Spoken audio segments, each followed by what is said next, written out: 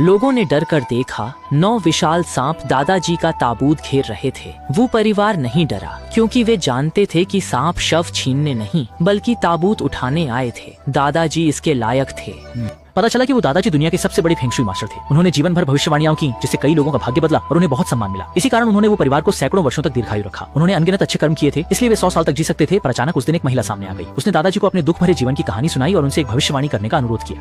लेकिन दादाजी ने तुरंत पहचान लिया कि महिला के पैर जमीन पर नहीं थे, वह जीवित नहीं थी। इसलिए उन्होंने उस भूतनी का भविष्य बताने से मना कर दिया, क्योंकि फेंग शुई गुरु भूतों का भविष्य नहीं बता सकते। लेकिन भूतनी ने हार नहीं मानी। उसने कहा कि 30 साल से मरने के बाद भी वह पुनर्जन्म नहीं ले पाई है। अगर दादाजी तियानगुआ का प्रयोग कर यमराज से उसके लिए विनती करें तो यमराज उसे पुनर्जन्म अवश्य देंगे और उसे भटकती आत्मा नहीं रहना पड़ेगा। सोचा था दादाजी मदद करेंगे, पर उन्होंने भूतनी को मना कर पाताल लोक भेज दिया। इसी से वो परिवार पर गहरा संकट आ गया। 3 साल बाद दादाजी का पोता पैदा हुआ। दादाजी एक पल पहले खुश थे, अगले ही पल उन्हें बताया गया कि पोते ने जन्म लेते ही सांस लेना बंद कर दिया है।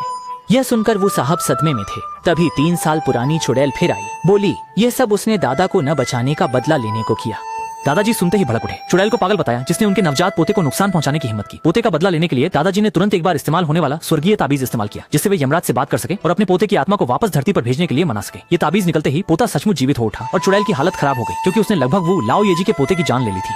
वो लाओये ने तुरंत भूतनी की आत्मा को एक चित्र में कैद कर दिया ताकि वह कभी पुनर्जन्म न ले सके और चित्र का हिस्सा बन जाए। हालांकि इससे एक बड़ी चिंता दूर हो गई, लेकिन वो दादाजी ने दैवीय शक्ति का दुरुपयोग किया, जिससे उनकी आयु 30 वर्ष घट गई और तुरंत उनके 7 छिद्रों से रक्त बहने लगा। ये देखकर दादाजी को अनिष्ट का आभास हुआ। अपनी आयु बढ़ाने के लिए उन्होंने तुरंत विधि कर दुनिया को गुआ बंद करने की घोषणा की।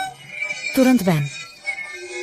और यह चाल वाकई कारगर साबित हुई, क्योंकि समय पर भाग्य को बांधने से दादाजी 15 साल और जी गए। लेकिन 15 साल बाद एक दिन उन्हें अचानक लगा कि उनका अंत निकट है। तो उन्होंने तुरंत बेटे और पोते को बुलाया और पोते को बताया कि उनकी जान पाताल लोक से स्वर्गीय गुआ के जरिए उधार ली गई थी। अगर वह नहीं मरते तो पोता सुरक्षित रहता, लेकिन अब उनका अंत निकट है, इसलिए पोते को घर छोड़ना होगा और गुमनाम रहना होगा, नहीं तो पूरा परिवार तुरंत नष्ट हो जाएगा।